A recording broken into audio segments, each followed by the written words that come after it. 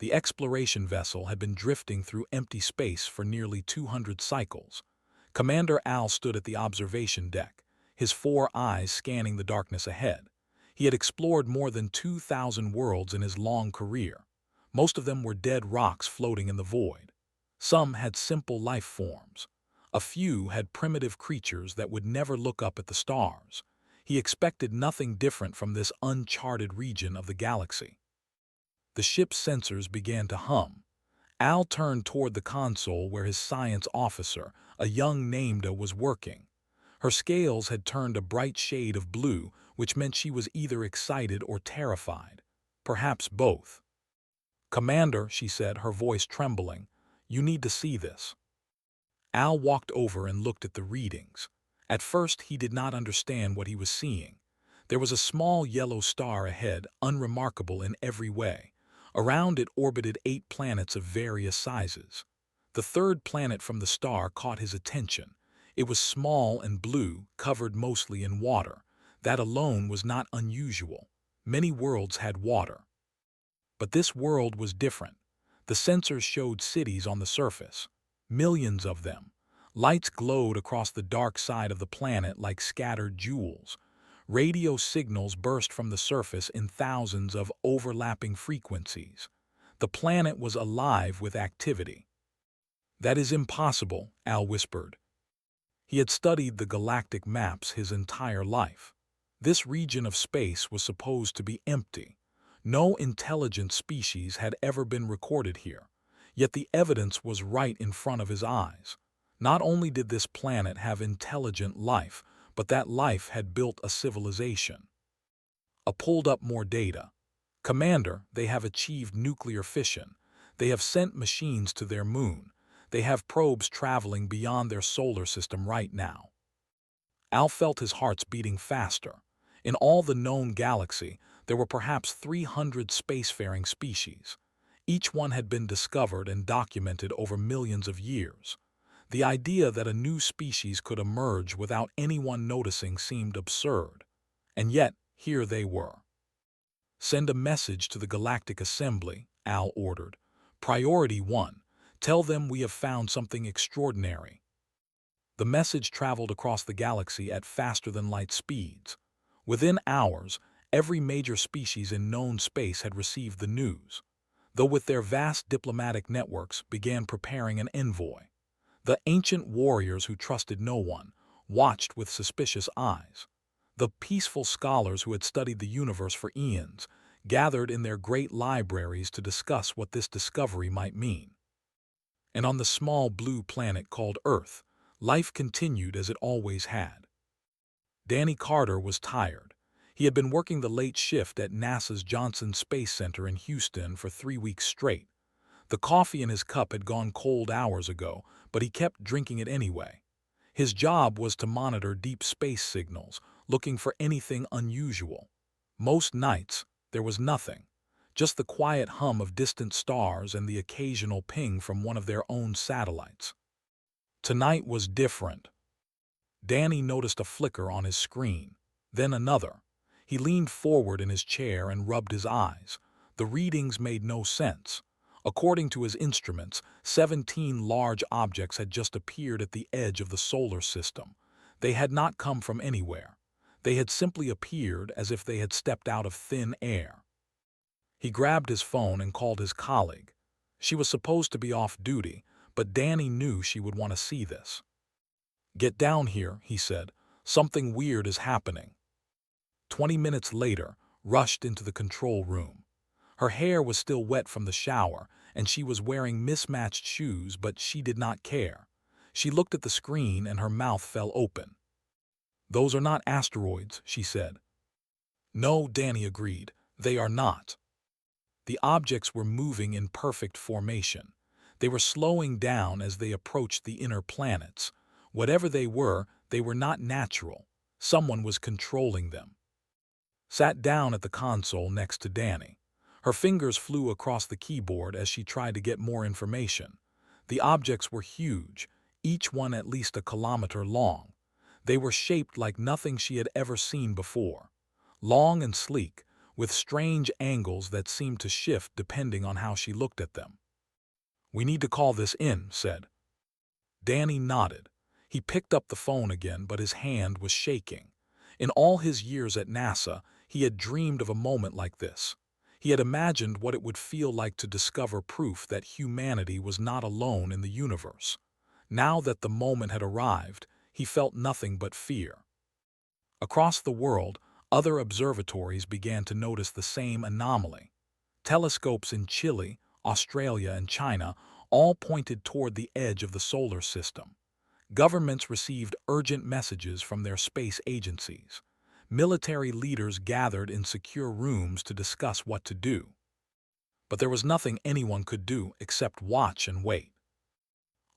Commander Al received confirmation that the Galactic Assembly had dispatched a diplomatic envoy. They would arrive within a few planetary rotations. His orders were simple: observe the planet, do not make contact, and wait for the professionals to handle the situation. Al returned to the observation deck and stared at the blue world below. He had seen many strange things in his long life, but nothing quite like this. The creatures on that planet had no idea that their entire existence had just changed. They did not know that the eyes of the galaxy were now watching them. He wondered what would happen when they found out. In Houston, Danny and stayed at their consoles through the night. They drank more cold coffee and watched the mysterious objects grow closer. Neither of them spoke much. There was nothing to say. The universe had just become a much larger and more frightening place. When the sun rose over Texas, Danny finally stood up and stretched his aching back. He walked to the window and looked out at the ordinary world beyond the glass. Cars drove by on the highway. Birds sang in the trees. People went about their daily lives, completely unaware of what was coming. Danny took a deep breath and turned back to his work. Whatever happened next, he knew that nothing would ever be the same again. The discovery had been made. The Watchers had arrived. And Earth, for the first time in its long history, was no longer alone. The diplomatic envoy arrived exactly when Commander Al expected. 12 massive ships emerged from faster-than-light travel and took position near the red planet that the humans called Mars. Each ship carried representatives from a different species in the Galactic Assembly. Together, they would decide the fate of Earth. Ambassador Axe of the Collective stood aboard his vessel and reviewed the mission briefing. He was old, even by standards, and he had seen many first-contact situations in his career. Most of them followed the same pattern. The new species would be afraid at first, then grateful, then eager to join galactic civilization. It was a simple process, really. Show the primitives what they were missing, and they would fall in line. Axe had already decided that humans would be no different. The envoy broadcast a message toward Earth using every frequency they could detect. The message was simple: we come in peace. We wish to speak with your leaders. Please respond. The humans responded within hours. That surprised Axe. He had expected days of confusion and panic. Instead, the message from Earth was clear and professional. The United Nations had assembled a response team. They were ready to meet. On Earth, the preparations happened faster than anyone thought possible. Governments that had been rivals for decades suddenly found themselves working together. A team was selected to represent all of humanity. Dr. Laura, a brilliant linguist who had spent her life studying ancient languages, was chosen to handle communication. Captain Hayes, a calm and steady Air Force pilot, was selected to represent Earth's military. They were joined by scientists, diplomats, and cultural advisors from 6 continents. The meeting would take place on a neutral vessel positioned between Earth and Mars. The humans would travel there aboard a modified spacecraft, the first of its kind designed for interstellar diplomacy. It was not elegant, but it would work. Doctor spent the journey reviewing everything they knew about the alien envoy. It was not much. The signals they had received were in a language no one on Earth had ever heard. She had spent 3 sleepless nights creating a basic translation program. It was rough and incomplete, but it was better than nothing. Captain Hayes sat beside her, looking out the window at the stars. He had flown combat missions over 3 continents. He had faced death more times than he could count, but nothing had prepared him for this. He was about to shake hands with creatures from another world. The neutral vessel was enormous. It hung in the darkness of space like a floating city, covered in lights and strange symbols. The human spacecraft docked at a small port on the side, and the team stepped out into an airlock. The gravity felt wrong. The air smelled different. Everything was unfamiliar. A door opened, and the aliens entered. Doctor had seen images from the long-range scans, but seeing them in person was something else entirely. Axe was tall and thin, with gray skin and large black eyes that seemed to look right through her. His robes flowed around him like water. Behind him stood representatives from 11 other species, each one stranger than the last. There were creatures with scales, creatures with fur, creatures that seemed to be made of living crystal. Axe stepped forward and spoke. His language was musical and complex, full of sounds that human throats could not produce. Doctor activated her translation device and waited. After a moment, words appeared on her screen. "We welcome you to galactic civilization. We are curious about your kind." Doctor took a deep breath and replied. Her translator converted her words into the alien language. "We are honored to meet you. We have dreamed of this moment for a very long time." Axe nodded, though Doctor was not sure if the gesture meant the same thing to his species. The meeting continued for hours. The aliens asked questions about Earth, about human history, about their wars and their achievements. Doctor answered as honestly as she could. She did not try to hide humanity's flaws. She spoke of their conflicts, their failures, their long struggle to become better. The aliens listened with growing interest. They had expected fear and submission. Instead, they found honesty and pride. This was not what usually happened during first contact. Captain Hayes stood quietly through most of the meeting, observing the aliens and their reactions. He noticed that some of them seemed unsettled. They whispered to each other in languages he could not understand. Something about humanity was making them nervous, and he did not know what.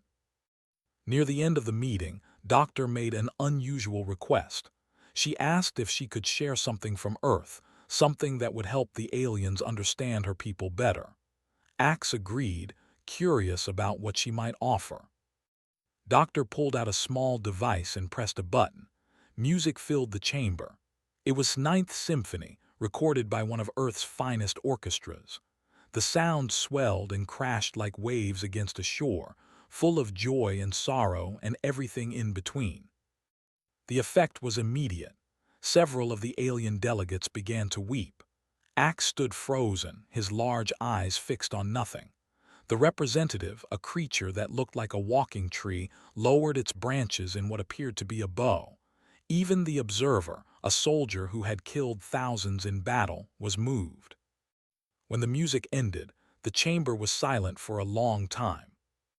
Axe finally spoke. His voice was softer now, almost gentle. "What was that?" his words translated. "We call it music," Doctor said. "It is one of the ways we express our feelings. We have been creating it for thousands of years." The ambassador looked at his fellow delegates. In all the known galaxy, no species had ever produced anything quite like this. Art existed among the stars, certainly, but nothing so raw and emotional. Nothing that reached into the soul and pulled out feelings that had no names. "You are a strange people," Axe said at last. "I do not understand you yet, but I think I would like to." Captain Hayes allowed himself a small smile. They had come to this meeting as primitives, as newcomers to a galaxy that had existed long before their planet was born. But something had shifted in the room. The aliens were no longer looking at them with pity or caution. There was something else in their eyes now, something that looked almost like respect. The meeting ended with an agreement to continue talking. The envoy would remain in the solar system, while the Galactic Assembly decided what to do with humanity. It was not a final answer, but it was a beginning. As the human team returned to their spacecraft, Doctor looked back at the alien vessel one last time. She thought about the music and the way it had affected the delegates. Perhaps humanity had something to offer after all. Perhaps they were not just newcomers to be tolerated. Perhaps they were something new, something the galaxy had never seen before. She smiled and stepped aboard the ship. Whatever came next, they had made their first impression, and it had been a good one. The news spread across the galaxy like fire through dry grass.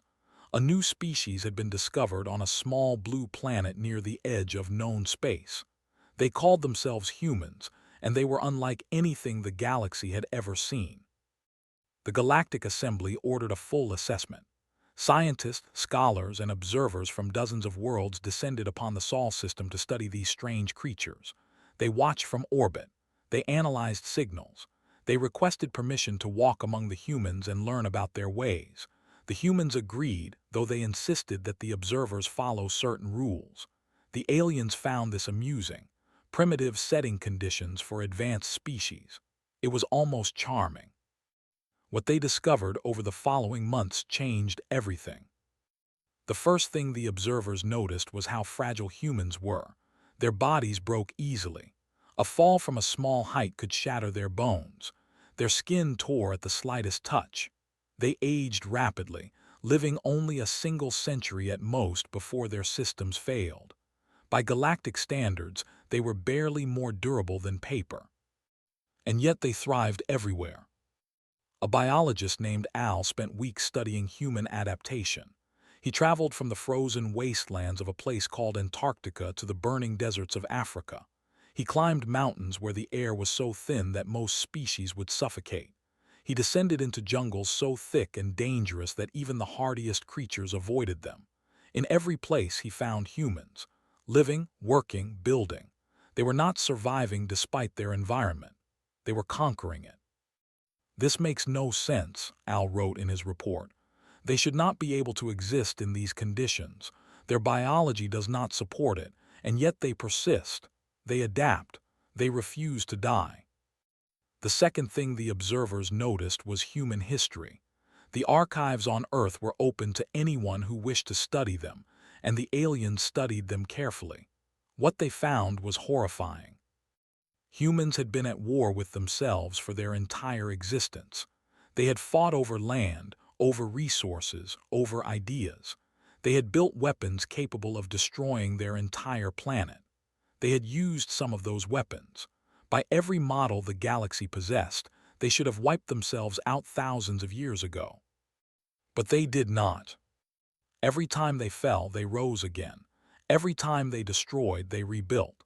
Their cities had been burned to ash and then raised from the ruins more beautiful than before. Their people had suffered famines, plagues, and disasters that would have ended lesser species. And still they continued. Still they dreamed of better days. An anthropologist named Ara requested permission to live among the humans for an extended period. She was granted access to a large city called Chicago, where she would spend 3 months observing daily life. She expected to find chaos. She expected to find violence and fear, and all the things their history suggested. What she found instead was something she could not explain. On her first week, there was a fire in a building near her observation post. Ara watched from a safe distance as flames poured from the windows. She assumed the humans would flee. That was what any sensible species would do. Instead, she saw a man in heavy clothing run toward the building. His name was Greg Dawson, and he was what humans called a firefighter. He ran into the burning structure while everyone else ran out. Moments later, he emerged carrying a small child he had never met. He had risked his life for a stranger. Ara did not understand.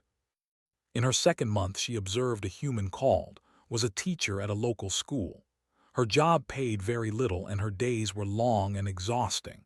But every evening after her official work was done, she stayed late to help students who were struggling. She gave them extra attention, extra time, extra care. When Ara asked why she did this, simply smiled and said, "Because they need me." In her third month, a storm struck the city. Rain fell in sheets and the rivers rose beyond their banks. Homes were flooded. Families lost everything they owned. Ara expected panic. She expected looting and violence, the way it happened on other worlds when resources became scarce.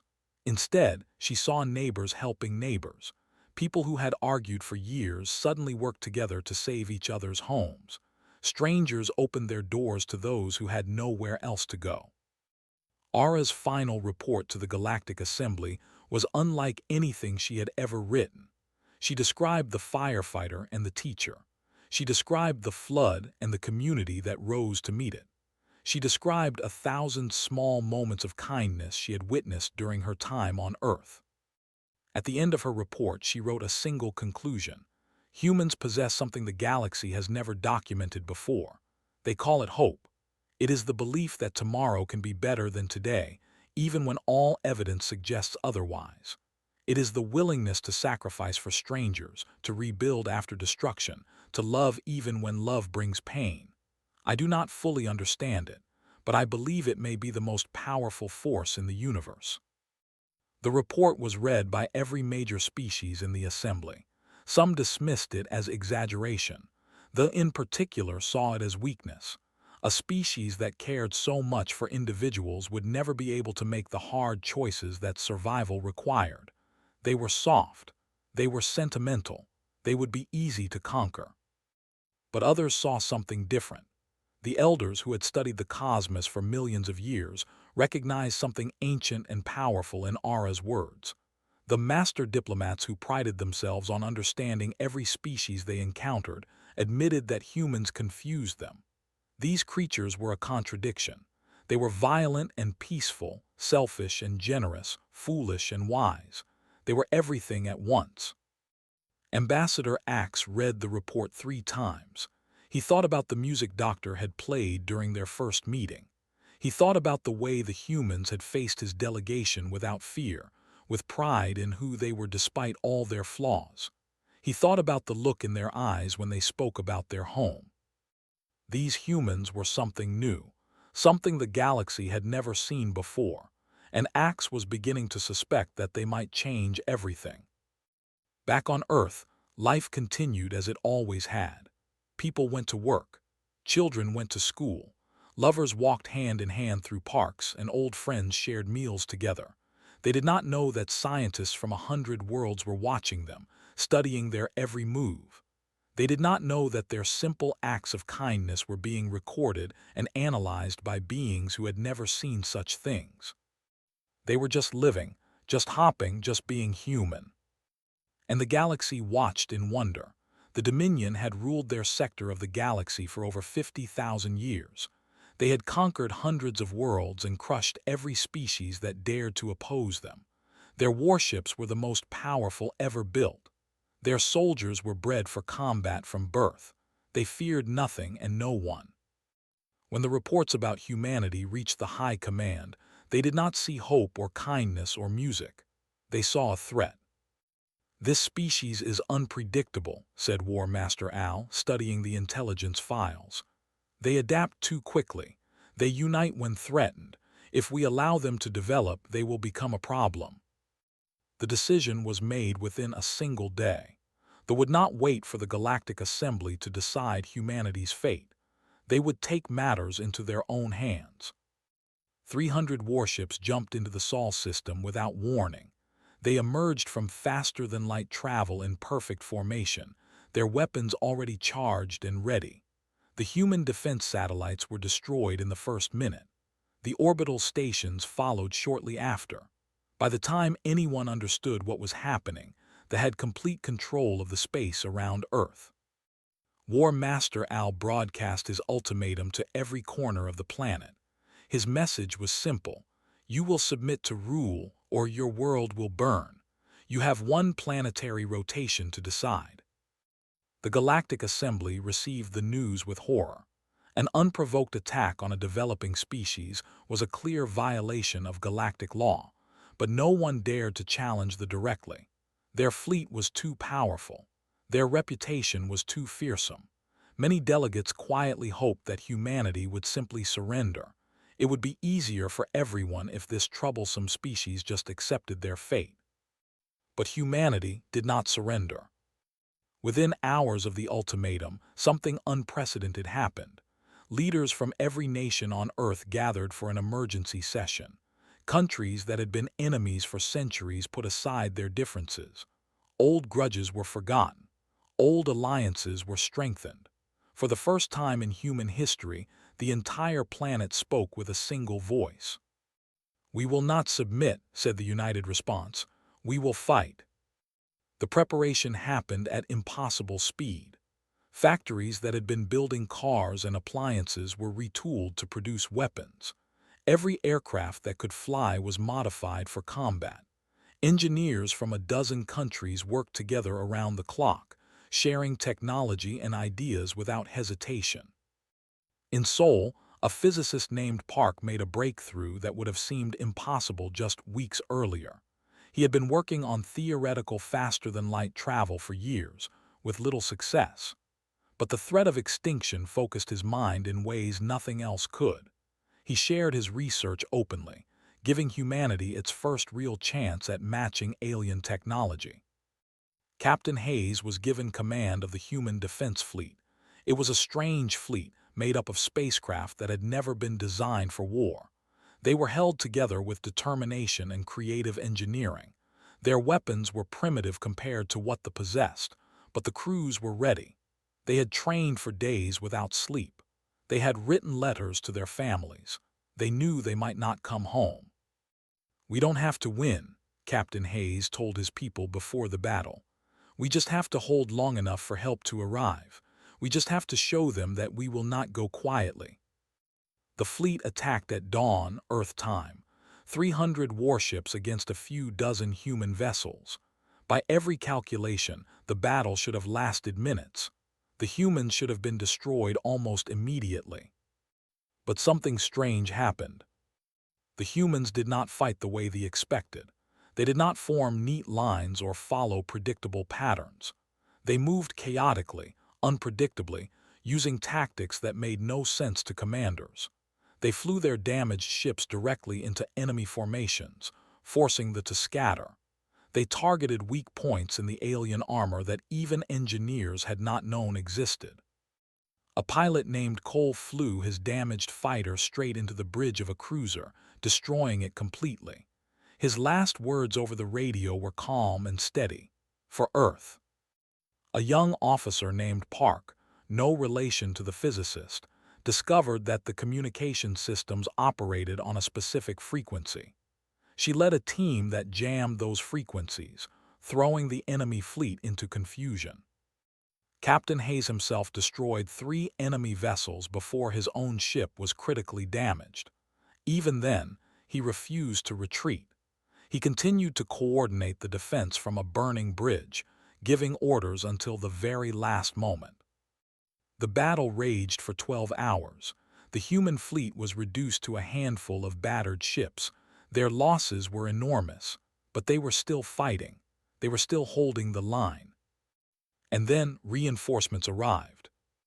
Ambassador Axe had spent the battle trying to convince the Galactic Assembly to intervene. Most species were too afraid to challenge but a few were not. The Ancient and Wise sent a fleet of their own vessels. Though moved by Axe's passionate pleas, committed their diplomatic cruisers to the fight. Even some explorers joined the cause. They arrived at the Sol system just as the last human ships were about to fall.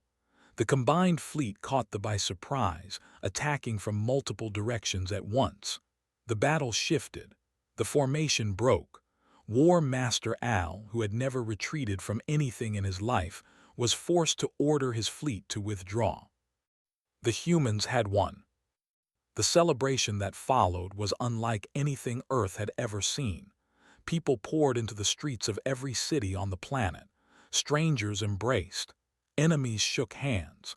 For one brief moment, all of humanity was united in joy and relief.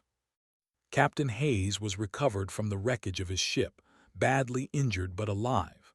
When he woke in a hospital bed on Earth, the first thing he saw was Doctor's face smiling down at him. "We made it," she said softly. He managed a weak smile. "We held the line." Across the galaxy, the news of the battle spread rapidly. A species that had been spacefaring for less than a century had faced one of the most feared military powers in known history and survived. They had not won through superior technology or overwhelming force.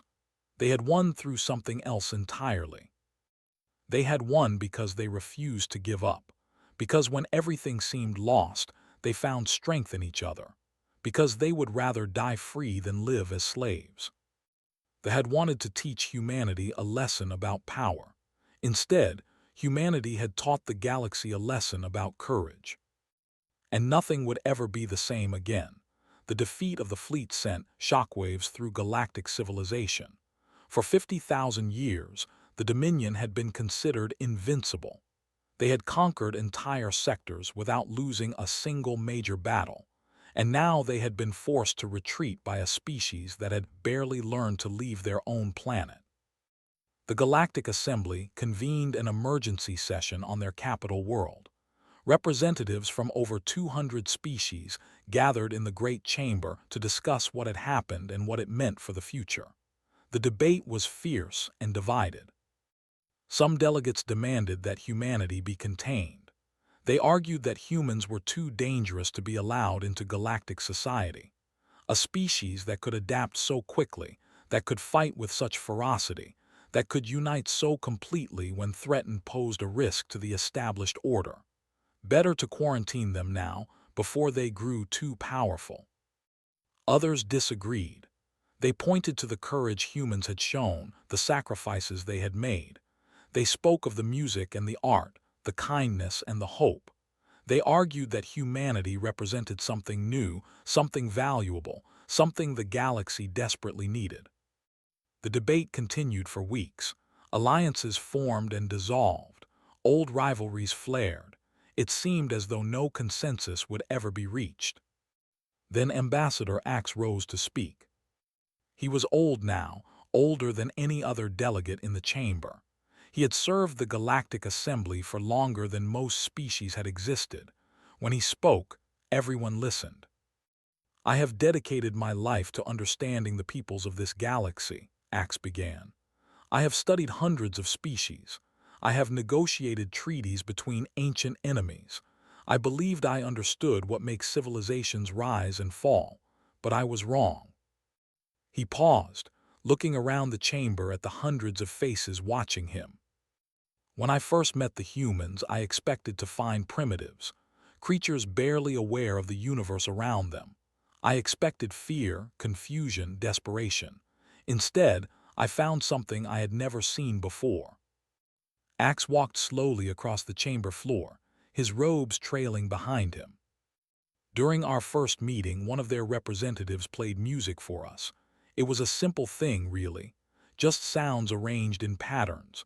But those patterns touched something deep inside me, something I did not know I still possessed. I wept, delegates. For the first time in centuries, I wept." Murmurs spread through the chamber, were known for their emotional control. For an ambassador to admit such vulnerability was almost unheard of. "I have spent months studying these humans," Axe continued. "I have read the reports from our observers. I have watched recordings of their daily lives, and I have come to a conclusion that troubles me deeply."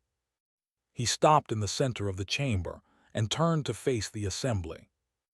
"We have spent eons believing that survival belongs to the strongest, the oldest, the most advanced. We measure civilization by technology and military power. We think ourselves superior because we have conquered the challenges of the universe. But these humans have shown me that we are missing something fundamental." His voice grew stronger, more passionate. "Humans survive not because they are strong, but because they care. When one of them falls, the others lift them up. When disaster strikes, they do not abandon each other. They run toward the fire, not away from it. They rebuild what is broken. They hope when hope seems foolish." Axe gestured toward the great windows that looked out upon the stars. "Look at what they did against They were outmatched in every way. Their ships were primitive. Their weapons were weak.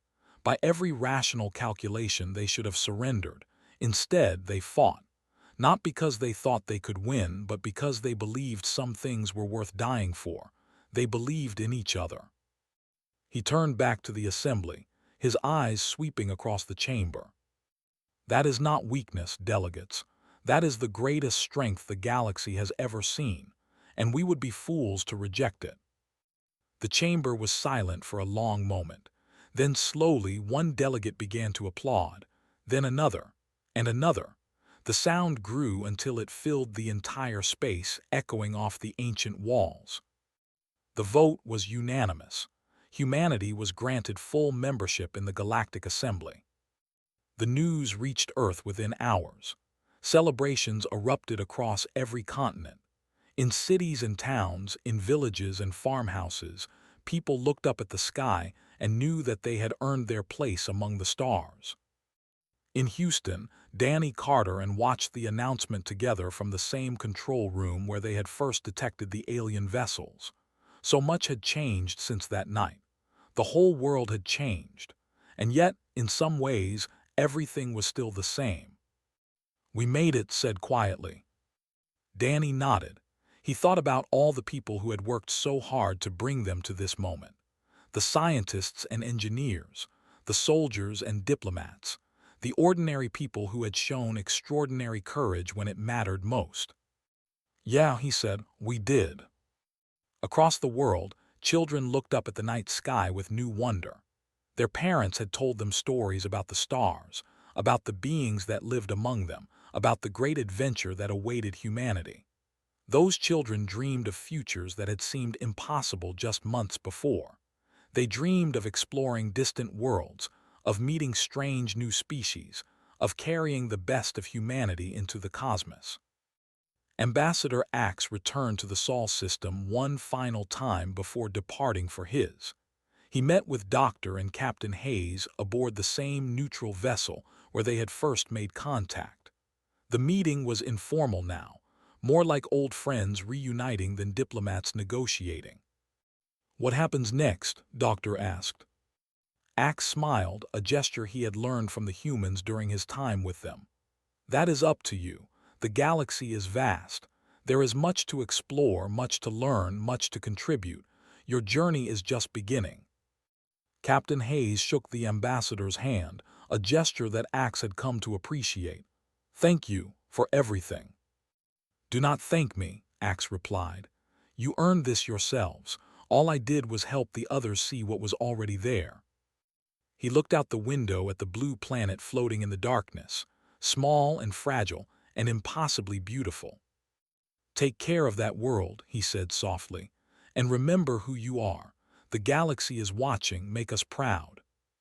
The ambassador departed, his ship disappearing into the stars. But his words remained, echoing in the hearts of everyone who had heard them. Humanity had taken its first steps into a larger universe. They were no longer alone. They were no longer forgotten. They were part of something greater than themselves, a community of civilizations stretching across the cosmos. And as the sun rose over Earth on that first day of a new era, billions of people looked toward the sky with the same feeling burning in their chests. Hope.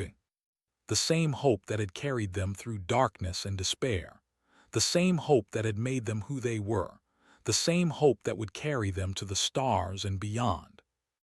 They were human, and they were just getting started.